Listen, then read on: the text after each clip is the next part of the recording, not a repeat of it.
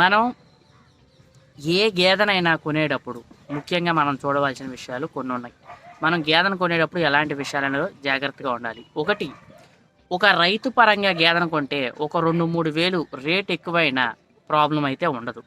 ముఖ్యంగా చూడవలసిన విషయాలు కొన్ని ఉన్నాయి. అవేంటంటే గేదె యొక్క కొమ్ము ఎలా ఉంది, కొమ్ము చిన్నగా ఉందా పెద్దగా ఉందా అనేది చాలా ఇంపార్టెంట్.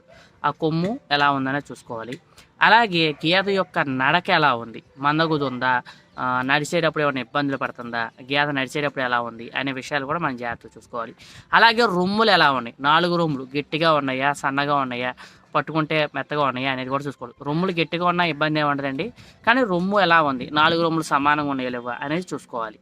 ఎందుకంటే ఒక గేదె మన దొడ్లో ఉందంటే ఆ గేదె అందంగా అనేది ఉండాలి. డెఫినెట్లీ ఖచ్చితంగా గేదె అందంగా ఉంటే పాలు కూడా బాగుంటాయి. గేదె యొక్క చర్మం పలసగా ఉంటే గేదె పాలు అనేది ఇస్తుంది. కొమ్ము చిన్నగా ఉన్నా సరే గేదె పాలు అనేది ఎక్కువ ఇస్తుంది. చాలామంది దీన్ని నమ్మరు, అది వాస్తవం. ఎందుకంటే నా దగ్గర కొన్ని గేదెలు అయితే ఉన్నాయి. ఆ గేదెలు కొమ్ము చిన్నగా ఉన్న గేదెలు అనేది పాలు ఎక్కువ ఇస్తాం నేను గమనించాను. ఎందుకంటే మా నాన్నగారు గత 20 ఏళ్ళగా ఇదే వ్యాపారంలో అనేది ఉన్నారు.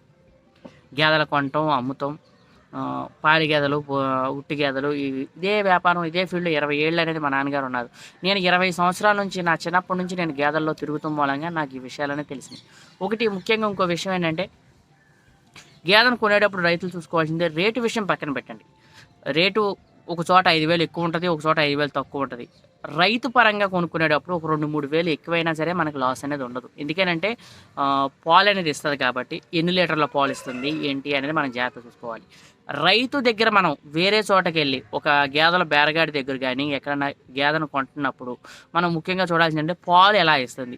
పొద్దున పూట పాలు చూసుకోండి, సాయంత్రం పూట పాలు చూసుకోండి, రేపు పొద్దున కూడా పాలు చూసుకోండి. 3 పూట్ల పాలు చూసుకోండి అని బేరగాళ్ళు కూడా అంటారు. గేదెలు అమ్మే డైరీ ఫార్మ్ వాళ్ళు కూడా అంటారు. 3 పూటలు అంటే ఒకే రోజే అని కాదండి అర్థం. పొద్దున పూట, సాయంత్రం పూట, రేపు పొద్దున. మీకు కుదిరితే ఎల్లుండి సాయంత్రం కూడా చూసుకోవచ్చు. ఎందుకేనంటే మీరు 4 పూటలు అనేది పాలు చూసుకుంటే మీకు పాలు ఇస్తుందా లేదా, సరిపోతున్నాయా లేవా అనే విషయం అనేది మీకు తెలుస్తుంది. పాలు ఎలా ఉన్నాయి ఏంటి అనే విషయం కూడా మీకు తెలుస్తుంది. మీరు అనుకున్న పాలు వస్తున్నాయా లేవా అనేది తెలుస్తుంది. ఎందుకంటే కొంతమంది రైతులు నాకు ఫోన్ చేసి మాట్లాడటం అనేది జరిగింది. అన్న మేము పలానా చోట కొన్నామన్న, పాలు ఇన్ని ఇస్తుంది అన్నారు, మేము పాలు చూడలేదు, ఇలా తోలుకొచ్చేసాము, అతను మమ్మల్ని మోసం చేశాడు అనే మాటలు నేను విన్నాను. ఎందుకంటే వాళ్ళు మోసం కాదండి, మనం చూసుకోవాల్సిన జాగ్రత్తలు. ఎందుకంటే ఒక బేరగాడు అనేది ఏం మాట చెప్తాడు, ఆ గేదె వెళ్ళిపోవాలి, ఒక 1000 రూపాయలు వస్తే తినేవాడే తప్ప గేదెలో మోసం చేసేదంటూ ఏముండదండి. కానీ మనం మెలకుగా ఉండాలి. ఏ బేరగాడి దగ్గర అయినా కొనండి మీరు గేదెలు అనేది, కానీ రైతులు ఇవి విషయాలు కొనుక్కునేటప్పుడు మెలకుగా ఉండాలి. అలాగే సంతలో గేదెలు అనేది కొంటాం మనం. ఒక సంతలో గేదెను కొన్నప్పుడు మనం తీసుకోవాల్సిన జాగ్రత్తలు ఏంటంటే, సంతలో ఒక గేదె వచ్చింది అనుకోండి, ఒక పాడి గేదె అనేది వస్తుంది అనుకోండి, ఆ గేదె కట్టు కడతారు. గేదెకి పాలు అనేది కట్టు కడతారు. కట్టు ఎందుకని కడతారంటే పొదుగు బాగా కనపడాలని. ఇవాళ రేపొద్దున గేదెకి సంతలోకి వస్తుంది అనుకోండి, ఇవాళ సాయంత్రం పూట గేదెకి పాలు అనేది తీయరు. ఎందుకంటే కట్టు అనేది అంత పెద్దగా కాపాడుతుంది. పాలు అనేది 2 లీటర్లు ఇచ్చే పాలు 4 లీటర్లు కాపాడుతుంది గేదె అక్కడ. సంతలో గేదెలు కొనేటప్పుడు ఇది కొంచెం జాగ్రత్తగా చూసుకోండి. అంటే మనం ఆ పాలు తగ్గించి రేట్ అనేది మనం అవగాహన పెట్టుకోవాలి రైతులు. సో కట్టు అనేది కడితే ఇది అందరికీ తెలిసిన ఓపెన్ సీక్రెట్ అది. సో అందుకే నేను అనేది పబ్లిక్గా చెప్తున్నాను. సో కట్టు కడతారు. ఆ కట్టు అంటే ఒక రోజు పాలు అనేది తీరు అంతే. దాన్ని మనం దృష్టిలో పెట్టుకుని అలా 4 లీటర్లు వస్తుంది అనుకోండి, 3.5 లెక్కేసుకోండి, 3 లెక్కేసుకోండి. మనం పాలు లెక్కేసుకుని అనేది గేదెలు అనేది కొనుక్కోవాలి. సో ఈ విషయం అనేది జాగ్రత్తగా గుర్తుపెట్టుకోండి.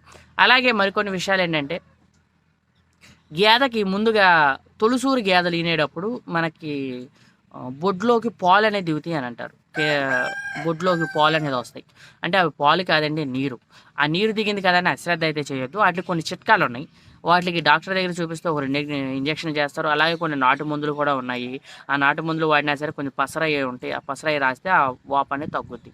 ఆ వాపు ఒక ఇన్ఫెక్షన్ అనమాట ఈయన గేదెల వెంటనే. ఎందుకంటే మన రైతులు సూడి మీద ఉన్నప్పుడు ఉలవలు వేస్తారు, రకరకాల దానాలు, మేతలు అవన్నీ వేస్తూ ఉంటారు. మేత వేసినప్పుడు ఏమవుద్దంటే గేదెకి వేడి అనేది చేస్తుంది. సో ఆ వేడి చేయడం మూలంగా ఆ వేడి ఎక్కడ కొట్టాలో తెలియక ఆ పొదుగులోకి అనేది దిగిపోద్ది. అందుకే అక్కడ అనేది నీరు అనేది వస్తుంది. మనకు కూడా చూడండి, మన ఒంట్లో వేడి చేసింది అనుకోండి, మన టాయిలెట్ వెళ్ళినప్పుడు కింద మంట పుడుతూ ఉంటుంది, మనకి వాష్రూమ్కి వెళ్ళినప్పుడు కింద మంట పుడుతూ ఉంటుంది. ఎందుకని? మనకి వేడి అనేది చేసింది. దానికి రెమెడీస్ అనేది చేసుకోవాలి. గేదెకి సూడి మీద వేసినప్పుడు బెల్లం నీళ్ళని పెట్టుకోవాలి, సూడి గేదగా ఉన్నప్పుడు బెల్లం నీళ్ళని పెట్టుకోవాలి. అప్పుడు ఏంటంటే ఆ వేడి అనేది తగ్గుద్ది. ఆ సూడు అప్పుడు పొదుగు మీద ఆ ఇన్ఫెక్షన్ అనేది పడదు. మళ్ళీ ఇంకోసారి తొలిసూరు గేద రొచ్చులో కట్ చేస్తారు చాలామంది. కింద పేడలేసినప్పుడు కింద రొచ్చుగా ఉన్నప్పుడు వాటి దగ్గర రైతులు అనేది కట్టేస్తూ ఉంటారు, అలా వదిలేస్తూ ఉంటారు రైతులు. ఎందుకంటే అలా చేయకూడదు. ఎందుకంటే కింద ఏదైనా గిడ్డ అనేది వేసుకోవాలి, గేదెలు తొక్కేసిన గిడ్డ అనేది. ఎందుకంటే రొమ్ముల్లోకి ఇన్ఫెక్షన్ వెళ్ళిపోయి కూడా పొదుగు వాపు వచ్చే అవకాశం ఉంటుంది. ఇలాంటి విషయాలు కొన్ని కేసెస్లో మాత్రమే జరుగుతాయి. అన్ని కేసెస్లో జరగవి, కొన్ని కేసెస్లో మాత్రం జరుగుతాయి. ఈ రైతులు అనేది ఈ యొక్క విషయంలో కూడా జాగ్రత్తగా చూసుకోవాలి. ఎందుకంటే ఒక పాడి గేదె అనేది ఒక బాలింతరాల టైప్ అండి. ఎందుకంటే ఒక ఆడపిల్లని మనం ఇంట్లో ఎలా చూసుకుంటున్నామో, ఒక డెలివరీ అయిన అమ్మాయిని ఎలా చూసుకుంటామో, మన కూతురునో కొడుకునో ఇలా లేడీస్ని చూసుకుంటాం కదా, అలాంటిదండి గేదె. ఎందుకంటే అంత జాగ్రత్తగా అనేది మనం చూసుకోవాలి. ఎందుకంటే దాన్ని అంత జాగ్రత్త చూసుకుంటే రోజుకు 3 లీటర్లు ఇచ్చేది 3.5 లీటర్లు ఇస్తుంది. ఒక 1/2 లీటర్ పాలు అనేది ఎక్కువ ఇచ్చిందంటే మీకు రూపాయి కలిసినట్టే కదా. ఒక విషయం ఆలోచించండి. సో ఇలాంటి విషయాలు అనేది మనం జాగ్రత్తగా తీసుకోవాలి. ఇంకా అన్న మీకు ఇలాంటి ఇన్ఫర్మేషన్ అనేది ఏమైనా కావాలి అంటే మీరు కింద కామెంట్ చేయండి. నేను అనేది దాని గురించి వీడియో అనేది చేస్తాను. నాకు తెలిసిన విషయాలన్నీ నేను మీకు అనేది చెప్తాకి ట్రై చేస్తాను. ఎందుకనంటే నాకు గేదెలంటే చాలా ఇష్టం, రైతులంటే చాలా ఇష్టం. నాకు తెలిసిన ఇన్ఫర్మేషన్ మీకు తెలియజేస్తూ ఉంటాను. Thank you so much, love you all. అలాగే మన ఛానల్ని సబ్స్క్రైబ్ చేసుకోండి. ఇలాంటి వీడియోలన్నీ షేర్ చేయండి, లైక్ చేయండి, కామెంట్ చేయండి. So thank you so much, love you lot. Thanks lot.